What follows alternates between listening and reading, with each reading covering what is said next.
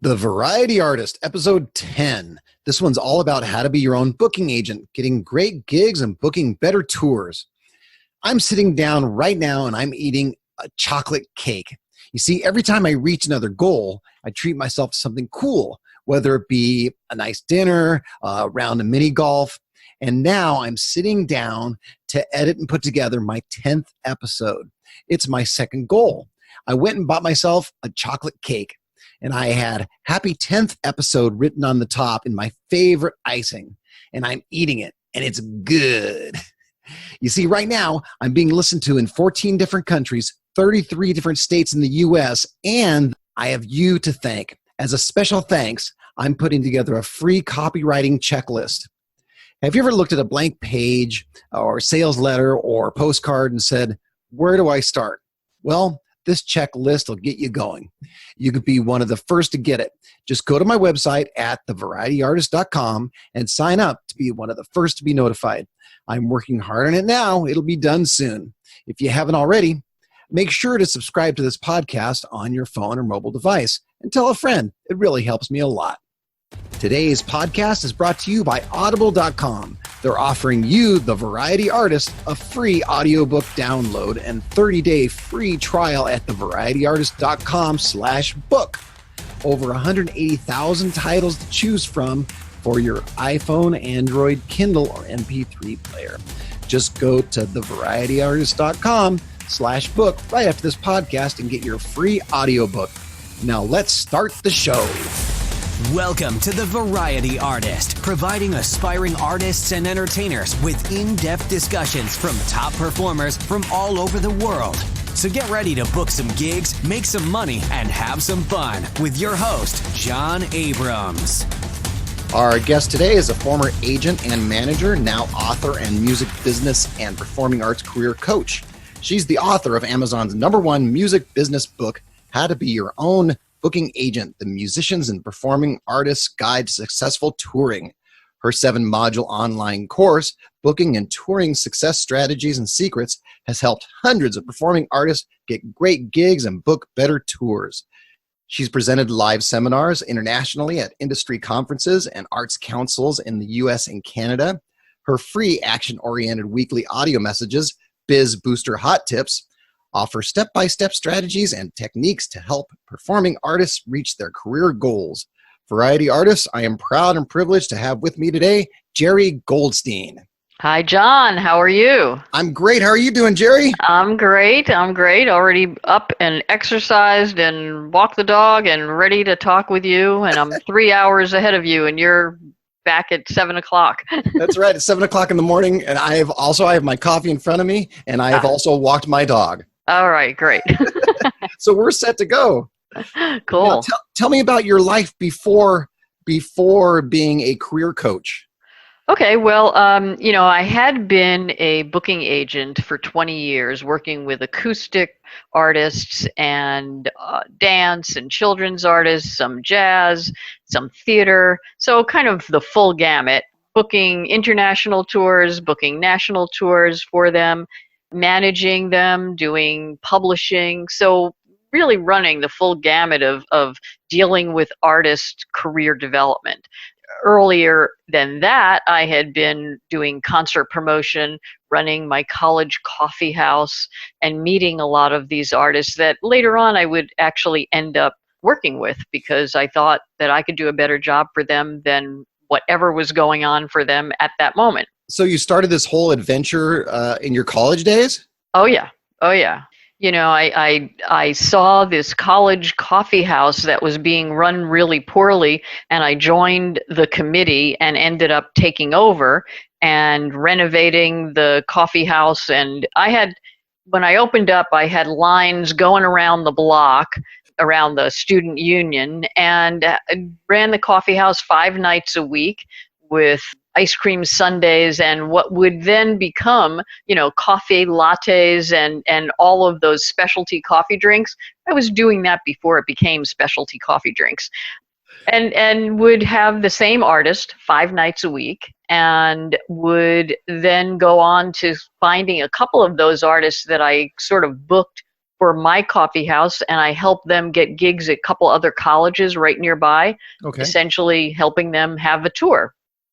And then when I stopped doing that, graduated, I ended up finding a couple of those artists who I was able to sign and start working with, So it was professionally. it was a fairly easy transition from Yeah. college doing what you love to do to working in an agency doing the same thing. Well, it was my own agency. I didn't even know at the time that there were other agencies because I was just flying by the seat of my pants, thinking that, well, if I did these little mini tours for these artists who were coming to my own coffee house, I guess I could do bigger tours for them professionally. Just started creating my own agency. Who knew? Yeah, little did I know that when I was going to college for art therapy, that I was going to end up being an artist therapist. Oh, that's so funny, huh? Yeah. It's all about the therapy, right? So it makes it easier for you to talk to performers like me. Exactly. Right. Getting down into your mindset. Now, I just signed up for your tips and strategies, and I just got my first. I just got my first one. I was very excited about that, and it talks about this 2-year plan. Now, tell me about the 2-year planning cycle. Oh, well, a lot of artists that I talked to, even some of the artists that I was working with, their focus was going to be on the next gig or the next month of gigs, as opposed to having a broader vision of their career. I really focus on a 2-year planning cycle where, oftentimes I'll suggest artists get one of those laminated Office Depot calendars that have like a 1-year calendar where they fill in the squares.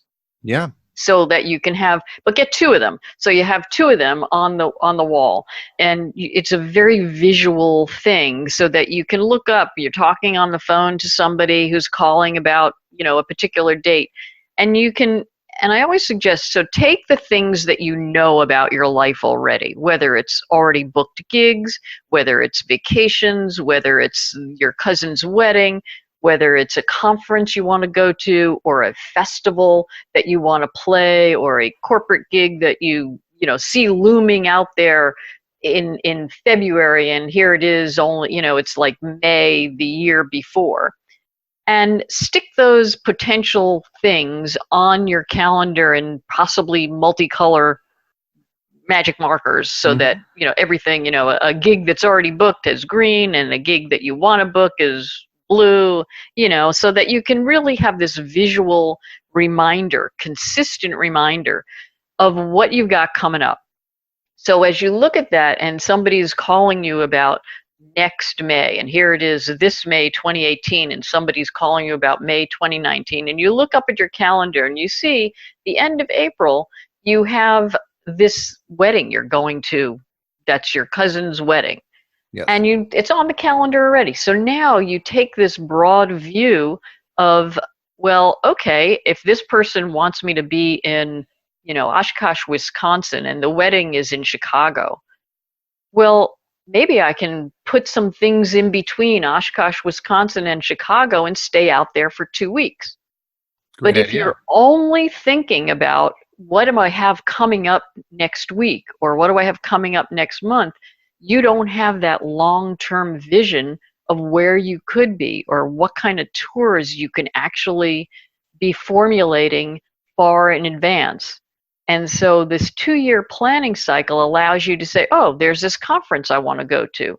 Well, what are the deadlines for the conference? How can I get in on the early bird registration fees? Or how can I make sure I don't miss the registration for showcasing applications?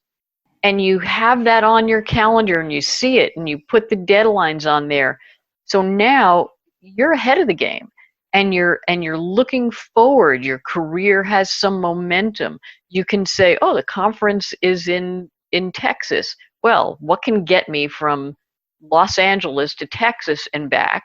and let me start planning that now because I know I'm going to the conference. And it seems like that does a couple of different things too. Not only does it give you a good representation of where you're going to be at what time, but I'm a firm believer in vision boards. Right. There you go. So every morning when you wake up and you look at that vision board or that calendar, you're saying to yourself consciously and subconsciously, I'm going to be successful because here are the things that I'm going to be doing. Exactly. And by having that longer vision, you're not only able to stay ahead of the game and get in on, conference fees and showcase fees and application timeframes, deadlines, but then you're also able to plan those tours so that you can say, oh, okay, I'd like to take 2 weeks and go and do something specific 2 weeks from now. I mean, in that 2-week time frame on the way to this wedding or this conference, and you can see what your actual time frame allows you because you're looking forward. You're in the mode of forward thinking. Right, and you can set those goals as you see them every morning. Right. And so then you're not sitting there, overlooking the abyss where you've hit the end of the tour in June 2nd. Okay, that's the end of the tour, and now you're in the mode of no gigs. You have nothing scheduled. You have nothing to look forward to because now you have to oh my God, I've got to get some gigs. I've got an empty calendar. I mean, the empty calendar syndrome is one that so many artists know and obviously hate to see that happening. I think it's changed over the years too, because I remember years ago, before the 2008 crash, my calendar would be booked up a year in advance. Right. And now I'm noticing that I actually get calls 2 months before or a month before the gig. Well, but then the other aspect to this is depending on what kind of gigs you actually book. The 2-year planning cycle allows you to work with organizations or corporate entities or performing arts centers that do book really far in advance. Like a performing arts center is going to book 18 to 24 months in advance. And if you're not on their schedule and you're thinking you're going to get a gig at a beautiful performing arts center because you're going to happen to be in that area at the time, and it's like September and you want a gig for November, well, forget about it. Good luck. Yeah, right. And corporate gigs in particular, they're planning 4 years ahead because they have to make their reservations for the whatever hotel or civic center or conference venue they're going to be having. So they know 4 years in advance that their 2019 conference has been planned for many years earlier. They know where it's going to be, they know the time frame, and the only thing that they're left to do is create their programming, which they do about a year to 6 months out. But if you're on a 2-month time frame, you've missed that opportunity. So I know a lot of folks that are listening to this book a lot of Christmas events. It's a big corporate event time. Right. And it's funny, it happens every year, right? Exactly. So you would suggest then that they contact them a year in advance, 6 to 6 months in advance? Yeah, I mean, all they can say to you is we're not planning that yet. And then you turn around and say, well, when will you be planning that? And you put that on your calendar. So then you know when to call them. Have your own little tickler. So, for instance, a lot of festivals, they will start planning their festival event while the festival is happening, especially if it's like a yearly event. They're looking at how things are going as they're going. While performers are on the main stage, they're going, well, how can I use these guys again next year? Or, boy, I better not book those guys again next year. And so they're really thinking about it a year in advance, and then they'll take the next year to begin their planning. Mm-hmm. But if you're last minute Nelly, you're not going to be playing that event. Right, because by the time you contact them, they're already booked up. And they're already booked up. How many times have I heard, artists say, I really want to do some festivals this summer. Well, this summer is here. Right. So I really love the 2-year planning cycle so that people are ahead of the game. They start, and then they can also say, let's say you call somebody and they are booked this year. But if you have, and this is another thing that we'll talk about a little bit later, but if you already know that, well, you're going to be in that area again at the same time next year or the year after, you can say, okay, well, let's put a hold on a date for 2019, for 2020, because I'm going to be in your area at that same time. So how about if we put a hold and then we'll get back and confirm it when it works for both of us? There you go. So now you're planning ahead. And then if you have a hold on a date 18 months out, well, now that could be the beginning of a tour that you could, again, be planning now. Right. And now you're looking at your calendar and you're saying, well, I'm going to be in Northern California at this date. That's right. I need to be in Texas by that date. Right. So let's see what we can do in between. Exactly. And now if somebody happens to call you and they say, hi, I'm in Texas, and you go, well, I'm going to be in Texas in XYZ date. And you now have the momentum of building tours way far into the future. So you're not standing on that cliff looking out at an empty calendar. Completely makes sense. Yeah. One of the things that I do is I have a software called Show Ops, and a lot of folks have different types of software that reminds them to make those phone calls. So if it doesn't fit on your calendar and you look at your calendar, you say, gosh, I got to call this person at such and such a date, such and such a time. You can also put it in your database, right? And I think the visual wall calendar is kind of like, it's not going to have your daily to-do list on it. Right. That goes into your planner, your lead generator, all of your computer stuff. But as you're looking out, that visual reminder, because you walk into your office, your computer's not open, your phone, is asleep for a little bit, for a few seconds, and those ticklers are not popping up. But if you see that visual reminder, that vision board of a wall calendar, and it goes, oh man, look at that sticking out there in 7 months. I better put some things around that, and then you can go into your daily planner and you start making your call list or your research list and stuff like that. So it kind of works. It marries well together. Yeah, that's great. And every night you go to bed looking at that thing.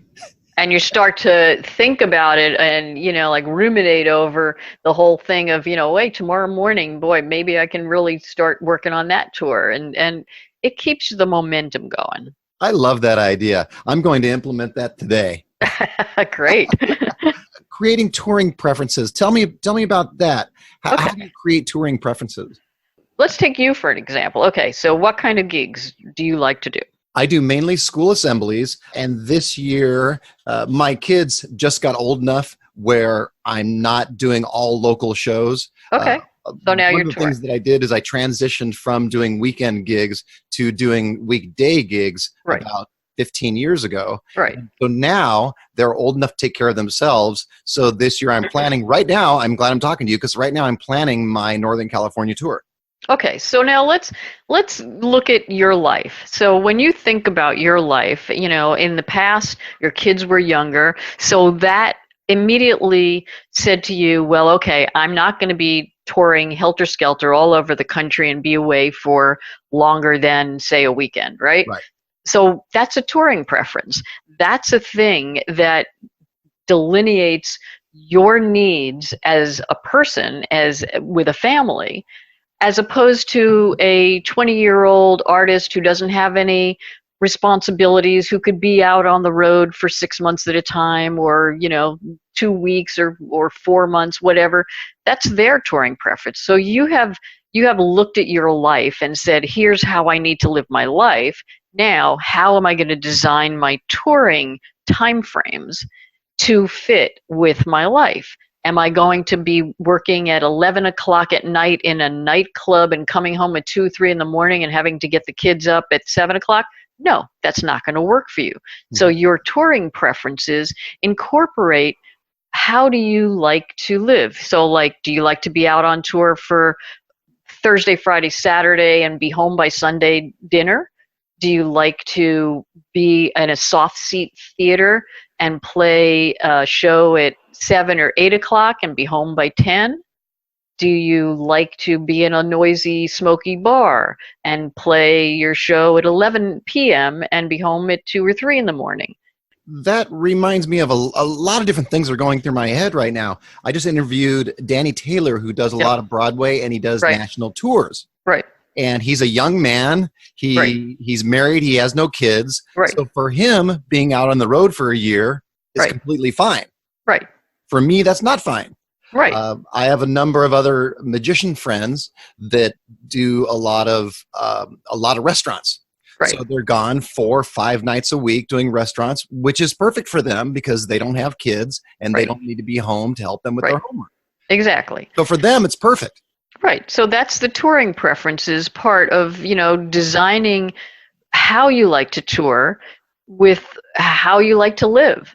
I kind of look at all of this stuff as a very organic, natural way of looking at your lifestyle and fitting your lifestyle to your touring, as opposed to messing up your life in order to work your tours and then, having relationship problems because you're not working your tours in accordance with how your life is being laid out. I think what a lot of people do is when they first start this business, they say, oh, I want as many gigs as I possibly can, no matter Right. where they are, Right. no matter what I'm doing. And Right. all of a sudden, and that's one of the traps that I kind of fell in when I first started. Right. All of a sudden, you're gone away from your kids or you're gone away from your wife or your husband. Exactly. So, I mean, and that's another piece of the puzzle. How many gigs do you actually really need? And based on starting with your numbers, like, okay, do you want to earn $50,000 in performance fees? Do you want to earn $200,000 in performance fees? What are your needs? If you're living in LA and your costs are really high, you may need to, a $200 gig is not going to make it. You may need to have, more $2,000 gigs to pay your bills. So all of these things will delineate how and define what kind of venue do you need to be playing in if you need to be making $200,000 a year. Mm-hmm. You can't be playing house concerts for a possibility of who knows how much money. You Right. have to be playing certain kinds of gigs that give you the income. So that's going to eliminate all of the non-starter gigs. So why waste your time with a list of directories of gigs when half of those gigs or 3/4 of those gigs are not for you? So by creating your touring preferences, you all of a sudden hone in on what's the right thing. You hone in on your time frame. You hone in on your time away from home, on the road. Maybe you're the person that likes to sleep in your bed every single night and not be in hotels. Well, that's going to define where, when, and what type of venue you're going to be able to go after. And you have to really assess your home community to know what's available. So the first step of this would be writing down exactly what you want. Exactly Well, what you want. hello. Yeah, exactly. but not so much what you want first. I mean, the first step is to understand your life and your lifestyle so that you write down what you want based on how you need to live. I mean, there were artists that I work with that were teaching professors, and they only had Thursday, Friday, and Saturday to tour. Mm-hmm. They could leave Thursday night and they could be someplace and then start doing gigs Friday, Saturday, and they had to be back Monday morning so they could fly back Sunday night. So it was a very constrained touring time period, but we made it work. And then during the summer or vacations, we had big blocks of time that were off. So you can make work what you need. So then in that case, 200, 300 dates a year were not possible. But what we determined was, well, what dates are possible? When is it appropriate? How far can you go in a weekend time frame, given air travel? And, what kind of gigs you're going to have to get, because now you're not driving down the block. You're not talking gas. You're talking airline tickets. Sure. And are you taking bandmates with you, or are you doing this solo? If you're doing it with groups, are you flying? Are you driving? Do you need to rent a van? Do you need to drive in somebody else's van? Is everyone going to meet there? All these questions determine what kinds of gigs you ought to be going after to make sense of a touring career that's not just all over the place. No, that's the perfect place to start. Yeah. Is writing down your goals, your monetary goals, your life, goals. Right. I mean, who are you? Who are you as an artist, and who do you want to be as an artist? And how do you go from step one of, gee, I'd like to be an artist and have some gigs to, yeah, I got my tour bus and I've got my road manager and I've got my team in place. It takes steps to get there. You don't get there. Like, I'd like to be a touring artist and I'd like to have a booking agency, a management firm, a tour bus, a driver, and a 7-piece band with trucks behind following in the semi. And I've never done it, and I've never done a show before. Exactly. So, and before you get into the recording studio, find out if you have an audience, that kind of. So touring preferences, I think they allow you to refine your possibilities without spending years discovering, oh, gee, I hate playing in bars at 11 o'clock at night. Yeah. That really, it cuts down on years of experimenting. Yeah, makes sense. And then it changes as you evolve, as your life changes, So now you're a solo 20-year-old touring performer out on the road. You can do whatever you want, and then you get married. Right. And your wife is not on the road with you, or your partner's not on the road with you. You have to be closer at home so that you can be home more nights. And so refine, adjust, make some, tweaks to the original plan that now fit the new lifestyle. Yeah, that's exactly what I did, and that's what I suggest everybody else does too. Right. Look at your life, especially if there are major changes in your life. Right. Marriage, divorce, kids. Kids, right. Kids. That's the one that seems to taking care of elderly parents. That's another thing. I know a lot of artists the older artists who have that in their lives now, having to curtail touring because they have to take care of a senior parent. I haven't thought of that. I never thought of that. Luckily, I haven't been in that situation. Right, but I bet there are a lot of people that are. That's right.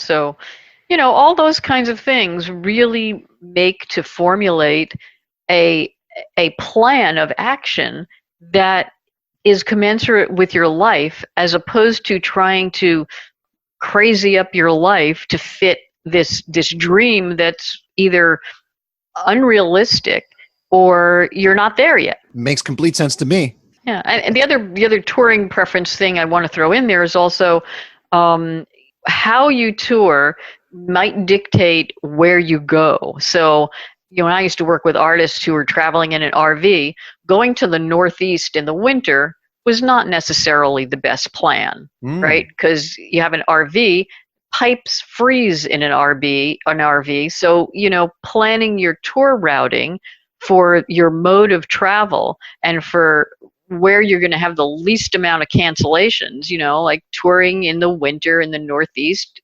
there's snowstorms, there's blizzards, there's weather events that might curtail your event. So thinking about how do you travel and where would you like to be during specific time frames of the year to take advantage of weather and ease of travel and more people turning out is also a consideration. It might even curtail you just getting there. Well, there you go. I mean, not only that, that's right. If you're touring, if you're playing, 55 plus communities, for instance, well, go to Arizona in the wintertime, go to Florida in the wintertime, because that's where all those people are going to be, the snowbirds. If you're playing elementary schools, well, they have a season. You can't play elementary schools in the summertime. So obviously you have to plan where and go with the academic year. Where you tour and what kind of touring you do, all that fits into your touring preferences. That if you like to be warm in the winter, well, then plan your tour going to the south. Or the west. Or the west. And then if you know that you like to ski, for instance, well, then that opens up a whole other ballgame of where you can possibly tour. Including the types of venues that may not be mainstream venues, but ski lodges. That goes along with, targeting niche touring markets. But that's part of this, what are your touring preferences? Yeah, I'm kind of spoiled here because I'm in Southern California. Yeah, So right. I do gigs year round. Right. School Right. gigs during the school year, and Exactly. then during the summer, a lot of camps and libraries and different things Sure. like that. But I see on Facebook occasionally I'll see some friends that are in the east and the northeast, and during the winter they're shutting down. That's right.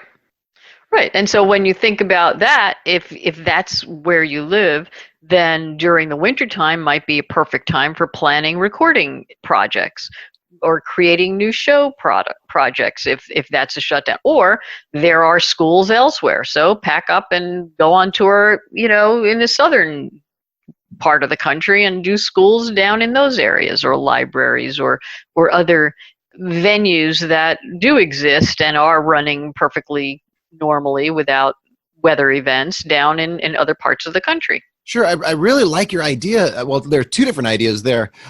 First, going, of course, to another part of like flying south for the winter, like birds do. Right. But I really like the idea is if you look at that calendar and you say, well, this particular month I can't book any gigs because it's winter. Right. I'm going to take that month to create new shows and be creative and Right. be home and do those things. Right. And actually have that written down, as opposed to how a lot of folks do it, where, I have some extra time here, I have some extra time there. Exactly. I'll put something together in the next hour or two because I happen to have it free. Right. Yeah, but that way you're planning it, and you're again, you're setting your mind to this upcoming event that is your planning time frame. Your energies, you're starting to focus, you're starting to get ideas, you're starting to, marinate in your mind what things you could come up with. You're doing some research, you're checking in with the elementary school standards of learning, what's going to be the hot buttons for next year that you need to incorporate into your upcoming shows so that you could fit in. Yeah. And I know the way my brain works, if I'm looking at that every day, I'm seeing things as I'm going through my day that are giving me good ideas on what I put together next. Right. So it's starting to formulate. You may not be right there, but then by the time it comes time for that time period to sit down and actually start working, you've been working. Right. Your subconscious has already got things churning away. Makes sense. What do you think about cold calling? I don't like it. You and me both. And I don't know many people that do like it. The whole concept of lists of hundreds of sales calls just kind of makes my skin crawl. And personally, I think that a better method of reducing those cold calls is to make sure that, I like to say, go through your contact list of previous contracts and pull out old contacts from gigs in the past, and if you're just starting and you don't have any gigs, well, then come up with ideas from, say, friends, or even businesses that you do business with, or local community people that you do business with, restaurants that you often go to. But if you are a touring artist already and have previous gigs, then go look at your old contracts and pull out all those contacts. And even though maybe some of those people have moved on, you still played the venue, you still played the gig. Right. And you make that return phone call to the person that you already know and they already know you. And even if they're gone, you have that as a entree point where you say, I played at your school or your venue or your corporate event, in 2012, and I worked with so-and-so. Oh yeah, well, so-and-so's gone, but now Joe is doing it. Great, well, let me talk to Joe. And now you still have an entree. It's a new person, but you did the event. Here's the results of what you did. Here's who you worked with. Here's how many people turned up. Here were some of the testimonials from that last time. And now you're making a friendly call. And you go back to that person and you ask them for, 1, another gig, 2, some referrals to other events similar to their own that might also enjoy what you do. And 3, if it was a gig that you just recently did, I always like to make this particular return follow-up phone call right away, like right after the gig. Yep. And so the third one right after the gig, so now they've got all this enthusiasm. You just were there. Everybody loved it. Everybody's being very excited about what just happened. This is the perfect time to ask them for a great testimonial. I give the exact same advice. Right. Oh, good. Yeah.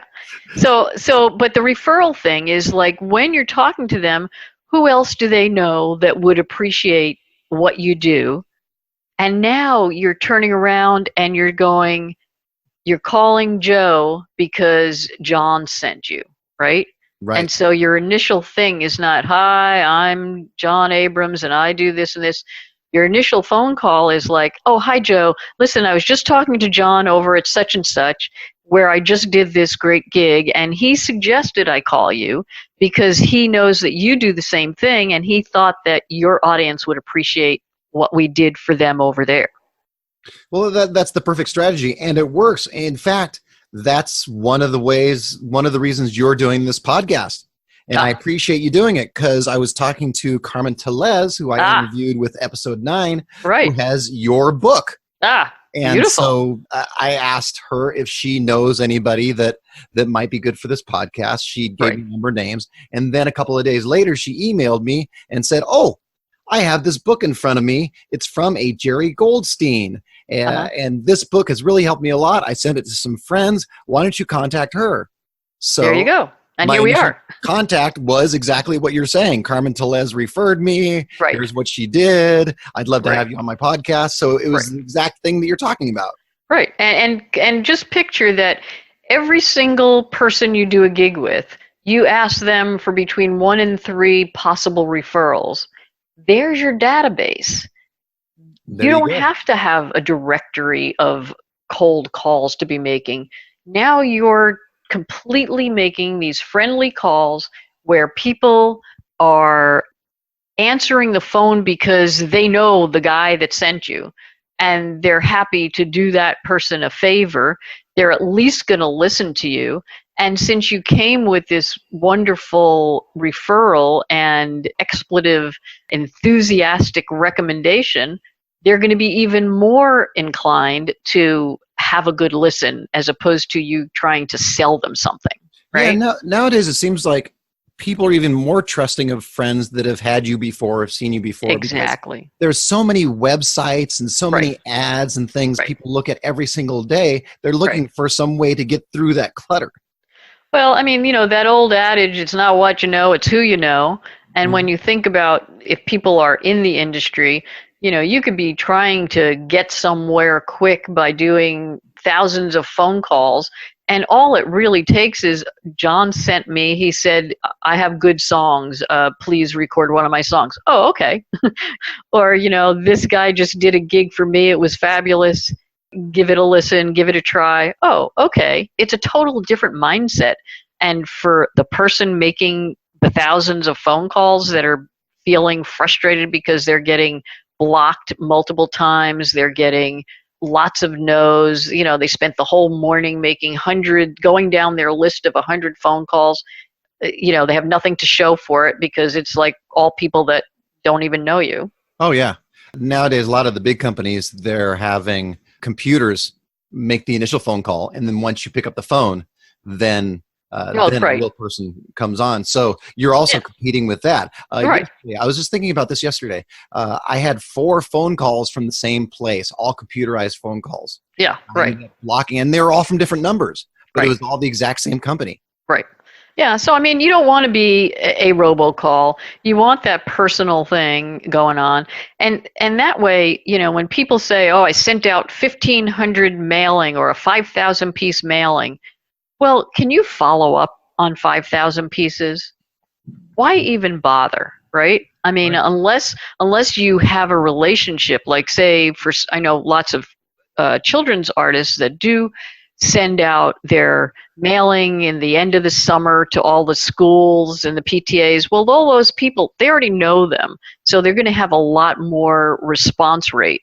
But if you're doing a blind mailing to people from a directory, a list of performing arts centers or event planners, and nobody's ever heard of you, Right. you've got to do the follow-up, and you can't do that. The next big piece of advice that I would give is make your call list or your mailing list for selecting gigs like 5 per week. Oh. If you do 5 per week and you really research, you hone in on who you want to target as your call, you take your list of referrals and you make these 5 calls during the week. Now, if you're having a great success, add another one. But don't start off the week with 100 calls you have to make. You'll be frustrated. You'll be overwhelmed. You won't get it done. Right. But can you make 5 calls? Yeah. And especially if you've done the research ahead of time and you know that those 5 calls are potentially calls from great referrals, that those are going to eventually be a one-for-one. Make a call, get a gig. Make a call, get a gig. Those are the odds that I always worked with. Right. And you've also done the research, and now you're talking to somebody who will pay your particular fee, who's in your field, and right. And you've targeted them based on your touring preferences. They fit within your career plan. These are gigs that are your optimum gigs to go after. You're not making calls for the possibility of maybe this will be a good gig. In advance, this is the gig you want. Do you have any other best practices when self-booking, other than, referrals? Right. Any other best practices for booking one-on-one type of gigs? Okay, let's take an artist that maybe is doing some school gigs. They can do some corporate things. They can do adult gigs. They can, they have a full range of the possibilities, maybe doing some workshops. And if you take a look at your own market, for instance, instead of just focusing in on the one venue or the one school that exists in the area or the one performing arts center, if you understand what it is you have to offer, you could do workshops, you could do concerts, you could do house concerts, you could do corporate events, you could do a keynote speech, you could do a school gig. So if you understand what you have to offer, then you can look at your community and say, well, here are a wide variety of possible performance opportunities. There's elementary schools. There's universities and colleges for a master class and possibly a concert series. There are civic centers or hotel convention centers or catering halls for potential corporate gigs. There are lots of people that I know in the area who maybe I could even do a house concert. So you look around your community and you say, there's multiple performance opportunities. I could be doing afternoon gigs. I could be doing evening gigs. I can really stretch my performance situations among many different opportunities and don't have to rely just on one thing. And I'm in LA in Orange County. So for me, if I were to take a look, all of those things are within 20 miles of me. Exactly. And so the thing that most artists don't do is they don't see the breadth of opportunities that surround them. They focus in on, well, I'm a singer-songwriter, so I guess I got to play at McCabe's or at one particular venue that I happen to know of. Wait, we have a McCabe's here in Santa Monica. I know you do. I've booked many gigs there. Hello. I used it specifically. So you have this multiplicity of opportunities, and most artists just focus in on the one gig. So if you're looking at this broad swath and assessing your community, you can go in and do multiple gigs in one town in one tour. So you don't have to say, oh, I'm playing LA on Thursday, Santa Barbara on Friday, Laguna, Santa Cruz on Saturday. You can go, I'm going to be in LA for a week and I'm doing elementary schools 3 days a week. I'm doing a library on a fourth day. I'm doing a university master class, topping off, on a Friday and topping that off with a concert in their noon concert series. Then I'm doing, the reason I'm going out to LA is because I got a corporate gig that's happening on Saturday. And I happen to be going to LA because my cousin Joe lives in LA. I'm staying at their house. I'm saving money. And you get to put that little per diem in your pocket instead. That's right. Or the corporate entity that's bringing me in for the big gig is going to be paying at least 3 of those nights. The night I come in before their event, the night of the event, and the day after. So now I've got 3 of those nights covered. I only have to cover a couple others, but then the elementary school is going to be putting me up at a local hotel. So you're assessing the community. And by the way, there's radio in town. So if you happen to be a music person or somebody that can take advantage of a radio media outlet, then you can schedule something on a local radio station. Yeah, what a lot of magicians do here in LA when they travel to another city or another state is they'll do mentalism on radio, and it plays very well on radio. Right. Right. But you see, you've looked at the community and you've seen what else is possible. And if you have a long view of this whole thing, then you have the possibility of tapping into venues that might be booking farther in advance. So all of that kind of, it takes some time to get all of those pieces in your mindset and framework, but by having that wall calendar, you can start to say, okay, well, I've got to go to LA. What's in LA? What else is in LA that I don't know about? And how am I going to find out what would be perfect? So then you start that, then your research starts and you find out University of California, Los Angeles is right there. Okay, how can you tap into that? You find out there's these various nightclubs in town. Are you the person to play a nightclub? How can you tap into that?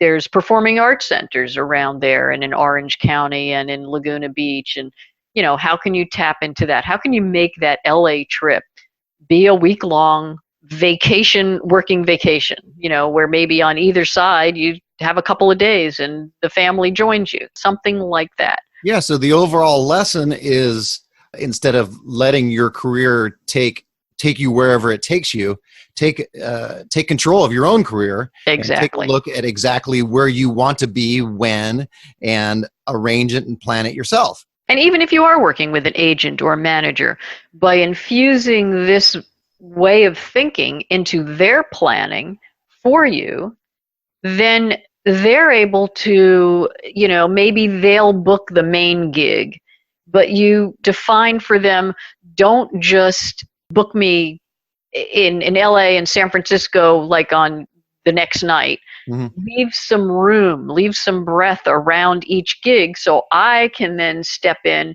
and plan the alternative type gigs, the gigs that they don't really want to have anything to do with, right?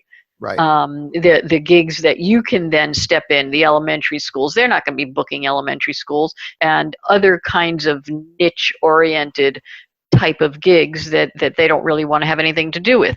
But if you create your conversation with anybody helping you around the fact that you need to do this planning and give yourself multiple gig opportunities in each market that you go to, then they'll plan better. They can plan one gig on each Saturday night, and then you've got room in between.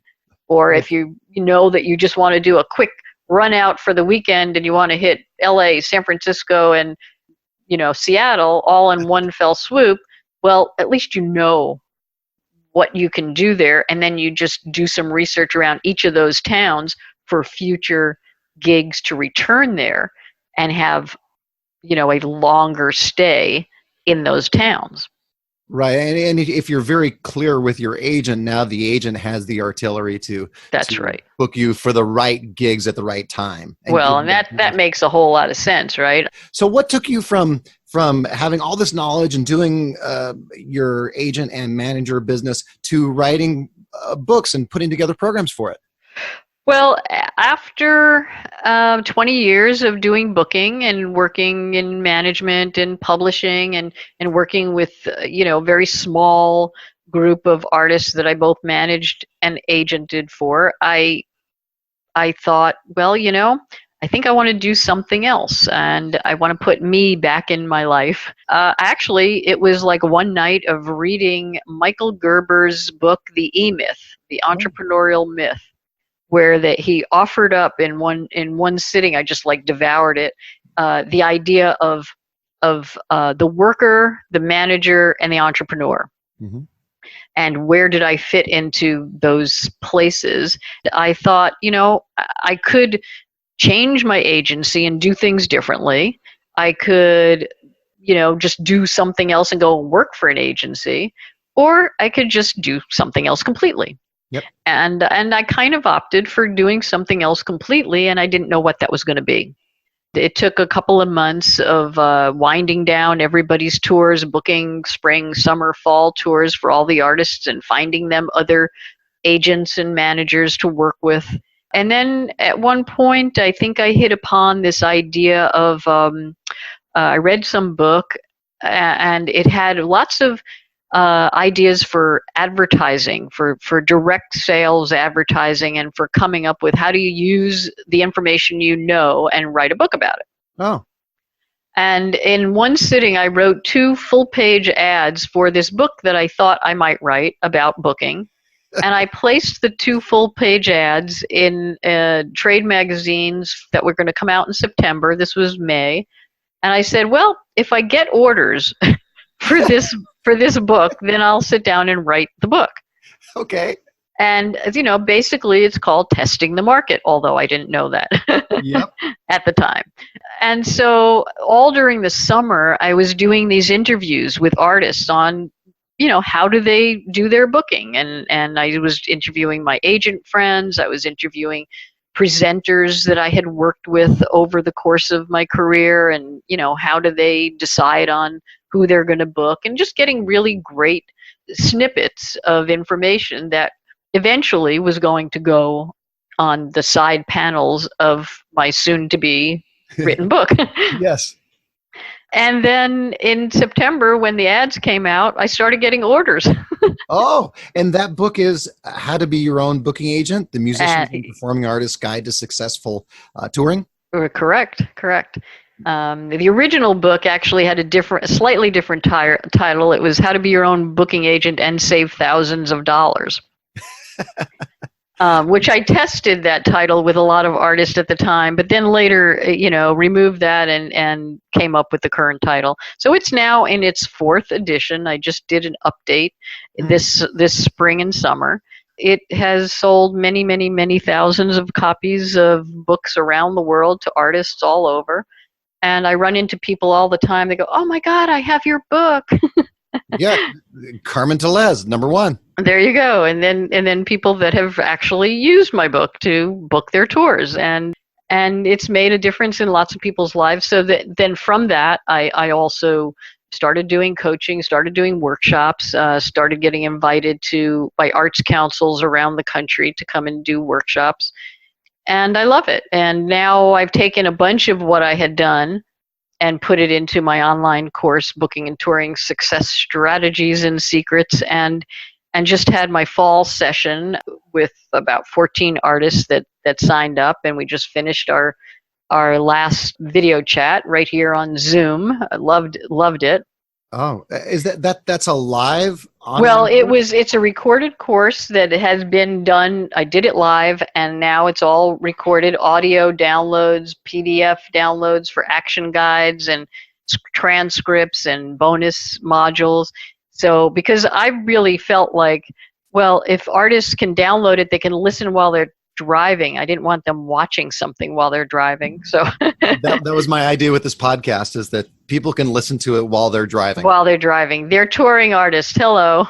Yeah, absolutely. So I have it, but then I was doing these weekly video chats with people that are in the course, if they had any questions or to discuss any modules and continue our learning by doing these video chats, and most of the artists were able to arrange their schedule and sign on. But then I recorded it, of course, like you're doing here, and then would send them the audio of the live video chat. It was very fun. It was great working with all kinds of artists from all over the country and in Canada. This time we had artists in US and Canada, but in the past I've had artists from Belgium and Japan and all over joining in. So when someone takes that course, they're seeing a lot of the things that you've done in the past. Yeah, and it's like really, I've given you like very brief information here, and that's like totally fleshed out with exercises and it's 7 modules in the course, and it includes negotiation and contracts. It includes how to work with presenters, how to plan your tours. It includes how to deal with sponsorships, how to get paid playing benefits, and also targeting niche audiences. And each one has very specific actions to do and to try out and to work up into your career so that it really gives you a really full career. Like for instance, how many times have you been asked to do a benefit? Oh yeah, many, many times. Yeah, and how much have you gotten paid? I've actually never done them because I don't do free shows. There you go. Okay, well, there's lots of artists out there that do lots of benefits and they don't get paid. But in this module on how to get paid playing benefits, I lay out a complete list of how to work with organizations that will be able to get money to pay the artist. Oh, perfect. Sounds like it's the perfect thing for any variety artist. Well, any type of artist that gets asked to participate in a cause, and how to make a cause part of your career development. Pick causes, focus in on things that you do care about, as opposed to just everybody and their brother saying, oh, we're going to have a benefit because something or other happened. Yeah. And then it's not organized. Nobody gets paid. And, well, that's not true. The sound people get paid. Of course. The hall gets paid, but the artists don't get paid. The caterers get paid. The caterers get paid. Everybody gets paid, but the artists. And I think that needs to change by changing the mindset of the organizers that you work with, and finding organizers who really do a good job and a professional job of creating an event that's going to actually raise money. Now, I dipped my toe into all of your hot tips by signing up for your Biz Booster Hot Tips. Cool. I'm loving the first one. So tell me, what can I expect there? Well, every week you'll get another very short, anywhere from like 3 to 8 or 9 minutes long. I record them, but I send them out as an email, and you could either just read the email or you can click the link and go to my blog, and then you'll hear the audio recording of the Biz Booster Hot Tip. It covers every topic that artists are dealing with, from marketing to gig booking and specifics, and every week it just focuses on one very specific aspect. So they're not broad-based. They're like, this week, do this. If you want to do this, then here's what you do this week. And it focuses in on lots and lots of topics that all involve career development as a touring performing artist in whatever your genre, whatever your field. It just doesn't matter, because these are kind of universal things that are going to work if you're booking gigs and getting out there and you want to market your gigs. So there's marketing advice, there's negotiation advice, there's working on colleges advice. They're the perfect length, because I know I'm real busy. So what I did with this first one is I got up in the morning right before gigs. I clicked on that email and read it real quick, and I had the time to do it. I had the 5 minutes to do it, right. And it was perfect. Right, and if you click on the link and you want to just listen to it, you could be brushing your teeth while you're listening to it. Assuming we all brush our teeth. Well, okay. Well, let's hope. All right. I know your time is valuable, so I'm going to let you go in a minute, but do you have a horror story for us? Some kind of a... well, here's a horror story about not planning well and not knowing how to read a map. So, one of the things about touring is that as an agent, you have to book gigs and plan your routes, especially if you have artists that are driving. Sure. So out west, or, in many, many places, there are cities with similar names, right? Hmm. The only difference is what state they're in. Okay. So there was one time I was booking a Western tour for my artists who were driving in their van, and booked a gig in what I thought was a city only an hour away from the previous gig. And in fact, it was a city in another state 9 hours away from the previous gig. Oh, no. And didn't discover it until maybe 2 days before the gig. I booked an advance hotel room, sent them a food basket, and they drove like mad. And I did all these whatever other kinds of arrangements I could make so they didn't have to load and unload their sound, and so that they can get on the road right after the gig. But yeah, that was a horror lesson. Because Did they make it? Yeah, they made it. But man, it was by the skin of their teeth. Well, other than your own book, How to Be Your Own Booking Agent, do you have another one that you can recommend for us? And tell us why. Yeah, I would recommend Tony Schwartz's book, The Power of Full Engagement. And the reason I love this book, it's because it helps you understand how to manage your energy as opposed to how to manage your time. And being a booking agent and making these phone calls, and especially for artists who are setting up themselves for, okay, I'm going to book my tour, I'm going to make all these phone calls this morning, or I'm going to practice for 8 hours. This book will help you understand how your body works in rhythms, and that in order to maximize your body's energy, you need to work in shorter chunks of time frames so that you're the optimum that you could be when you need to be your optimum. Yeah.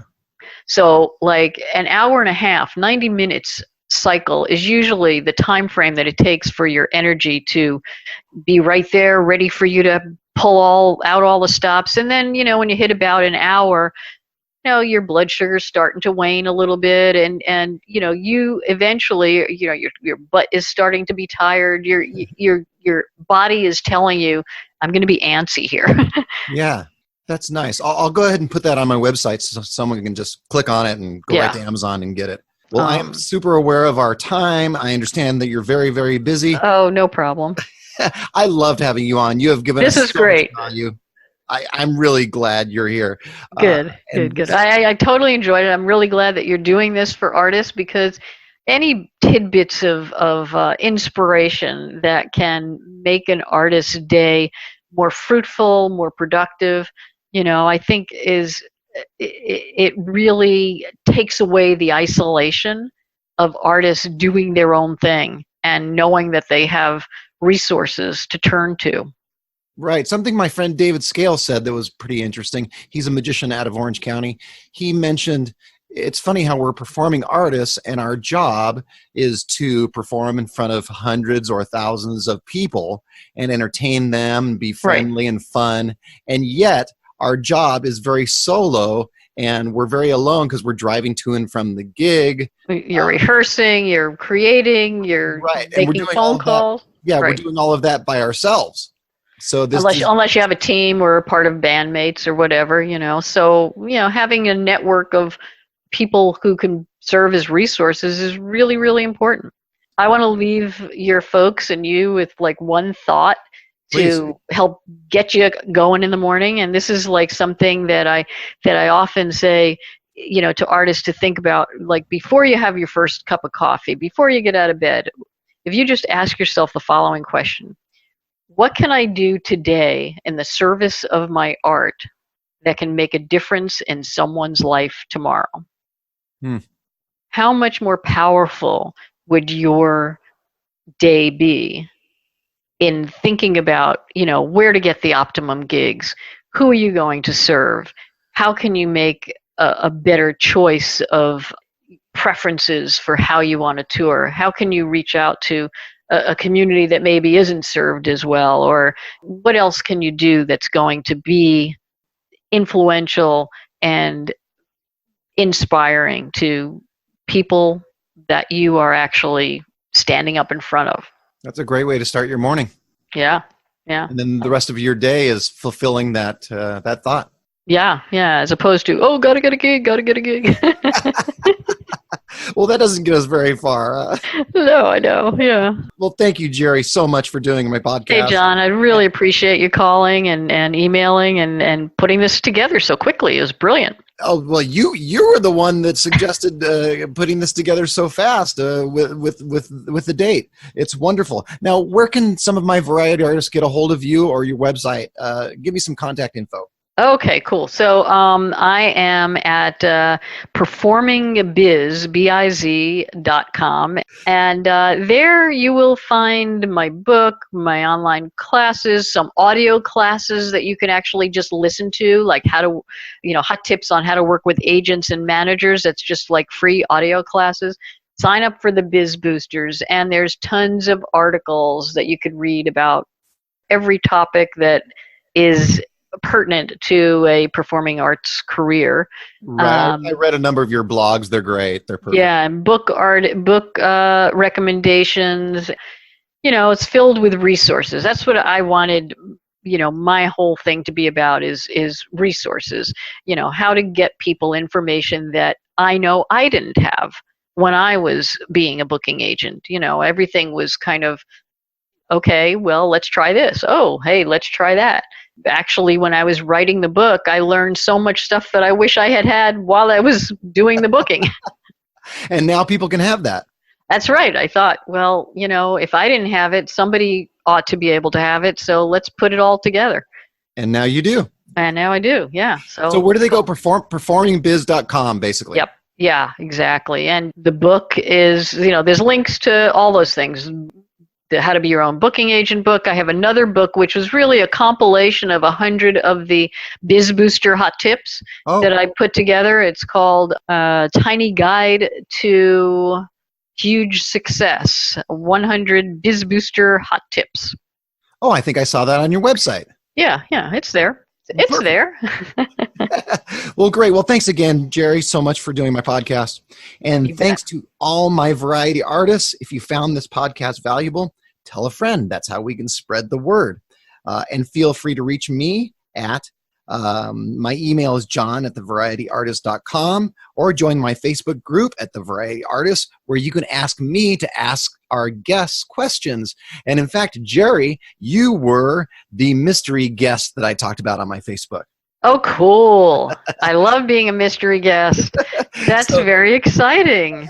I put a bunch of question marks and I said, mystery guest booked. Soon. Wow, that's great. Oh, you can also, folks can reach me at jg@performingbiz.com too. JG, okay, I'll put that on my website too. Yeah. So join my Facebook and visit Jeri's website. I actually, on my Facebook page, I've actually got Performing Biz Success Strategies on as my Facebook for the biz folks. Yeah, so that's where you'll find links to my Biz Booster Hot tips as well. There'll be a link there. It flows through there every Monday, and you'll be able to just click on that link to get to the audio on the blog. Oh, nice! I'm going to click on that. I haven't even seen that yet, so I'm gonna join that group. Yeah. I think I'm not sure that it's a group really. It's just it's my Facebook page. Okay, makes sense. Yeah, I'm gonna jump on in there. I'll friend you. Yeah, cool. All right, so visit my website at www.thevarietyartist.com, where you'll find super informative blogs and all the show notes from today's wonderful interview with my brand new friend Jeri. Good. Go out and book those gigs, make some money, and have some fun. Absolutely. Thanks, John. You're a terrific host and podcast mentor for how to do these things. It's great. Thank you, Jeri. You have been a terrific guest. I love it. Talk to you soon. Bye-bye. Enjoy your day. Thanks. That's all for this episode of The Variety Artist, but your journey continues on our website. Go to thevarietyartist.com for more strategies, insight, and resources, as well as show notes on today's guest to assist you in your career. We'll see you on the next episode of The Variety Artist. But until then, go out and book those gigs, make some money, and have some fun.